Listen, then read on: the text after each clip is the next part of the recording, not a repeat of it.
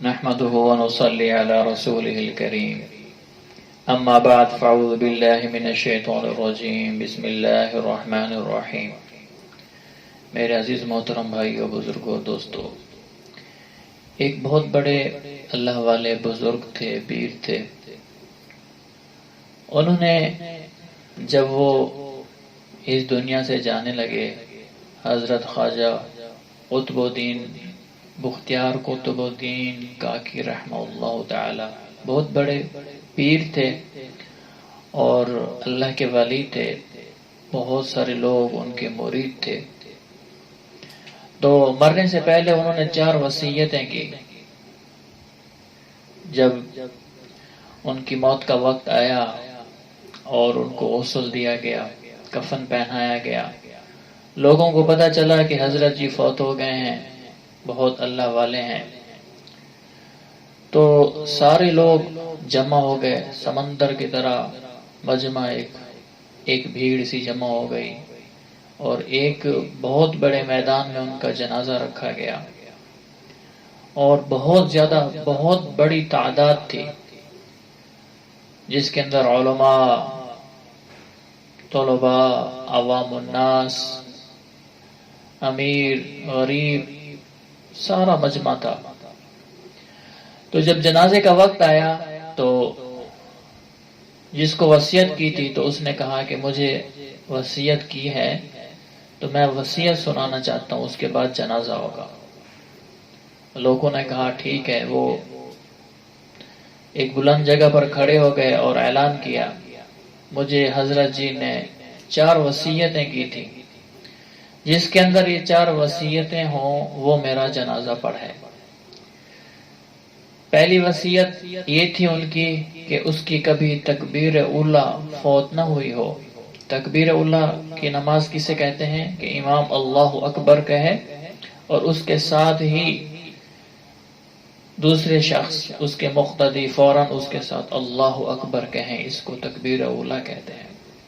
جس کی زندگی میں، ساری زندگی میں ایک تکبیر اولا بھی فوت نہ ہوئی ہو، بلوغت سے لے کر آج تک، وہ میری نماز جنازہ پڑھے۔ دوسری شرط کیا ہے؟ تو اس نے کہا دوسری شرط یہ ہے کہ اس کی کبھی بھی تہجد کی نماز قضا نہ ہوئی ہو۔ اللہ اکبر۔ اور یہ اس سے بڑی شرط۔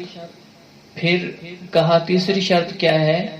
کہا تیسری شرط یہ ہے کہ اس نے کبھی عصر کی 4 سنتیں قضا نہ کی ہوں، اس نے کبھی عبادت میں اتنا آگے ہو کہ اس نے کبھی بھی عصر کی 4 سنتیں نہ چھوڑی ہوں۔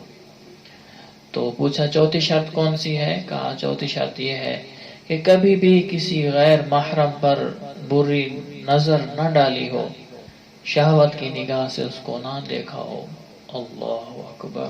یہ اس سے بڑی شرط۔ تو مجمع میں ایک سناٹا سا چھا گیا، جس طرح کسی کو سانپ سونگھ جاتا ہے، اسی طرح سارے خاموش ہو گئے۔ بڑے بڑے ولی اللہ، بڑے بڑے پیر، بڑے بڑے اللہ والے، علماء، طلباء، عوام الناس، عبادت گزار، کون آگے بڑھے اور یہ 4 شرطیں پوری کریں؟ ایک شرط اتنی بڑی کہ تکبیر اولا، پھر دوسری شرط اتنی بڑی کہ تہجد قضا نہ ہوئی ہو، تیسری شرط اتنی بڑی کہ زندگی بھر اس کی 4 سنتیں عصر کی قضا نہ ہوئی ہوں، چوتھی شرط اتنی بڑی کہ کبھی کسی غیر محرم پر شہوت کی نگاہ بھی نہ ڈالی ہو۔ اللہ اکبر۔ اب مجمع کھڑا ہوا ہے، لوگ کھڑے ہوئے ہیں، کوئی آگے نہیں بڑھ رہا، کوئی آگے نہیں بڑھ رہا، مجمع کھڑے کھڑے کھڑے، پریشان حال ہے کہ بھئی کون اب وصیت کو پوری کرنے والا ہو، کس کے اندر ہے، کون ایسا شخص ہے جس کے اندر یہ 4 شرطیں ہوں۔ سارا مجمع پریشان کھڑا تھا۔ تو ایک شخص آیا جس نے اپنے چہرے کو ڈھانپا ہوا تھا اور گھوڑے پر آیا اور آ کر کہا کہ صفیں سیدھی کرو۔ تو انہوں نے کہا آپ کو پتہ ہے یہ اس کی کیا وصیتیں تھی؟ تو اس نے کہا ہاں میں جانتا ہوں اس کی کیا وصیتیں تھی۔ تو یہ تو اس دنیا سے چلا گیا اور اس نے مجھے رسوا کر دیا، میں نے تو یہ اپنی عبادت اللہ کے لیے چھپائی ہوئی تھی، اتنا اخلاص تھا، میں نے تو یہ اپنی عبادتیں اللہ کے لیے چھپائی ہوئی تھی، تو لیکن یہ تو چلا گیا اور یہ اس نے مجھے رسوا کر دیا۔ تو چہرے سے اپنے کپڑا ہٹایا۔ وہ کون تھا؟ وہ وقت کا بادشاہ تھا۔ وہ کون تھا؟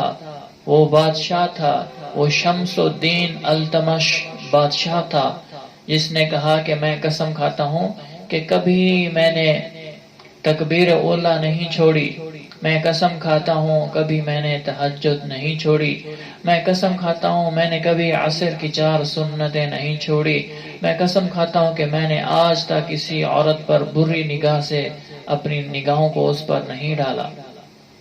وقت کا بادشاہ کی کتنی مصروفیات ہوتی ہیں، اور بادشاہ کتنا پورے ملک کی سوچ رہا ہوتا ہے، اور بادشاہ کے پاس پیسہ بے بہا اور مالی اسباب بے بہا، دنیا کی نعمتیں بے بہا، اور محل کے اندر عورتوں کا ایک وافر عورتیں، خدمت گزار عورتیں، اتنی باندیاں کنیزیں، لیکن اس کے باوجود فرمایا آج تک میں نے کسی عورت پر بری نگاہ سے نظر نہیں ڈالی، میری نظر پاک ہے۔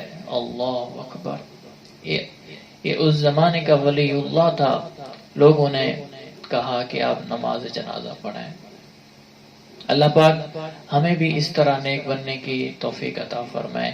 آج سے ہم تہیہ کریں، عزم کریں، ارادہ کریں کہ کبھی تکبیر اولا نہیں چھوڑیں گے، تہجد نہیں چھوڑیں گے، اور سنتیں نہیں چھوڑیں گے، اور اپنی نظروں کی حفاظت فرمائیں گے۔ اللہ پاک ہمیں دین کی باتوں پر عمل کرنے کی توفیق عطا فرمائے۔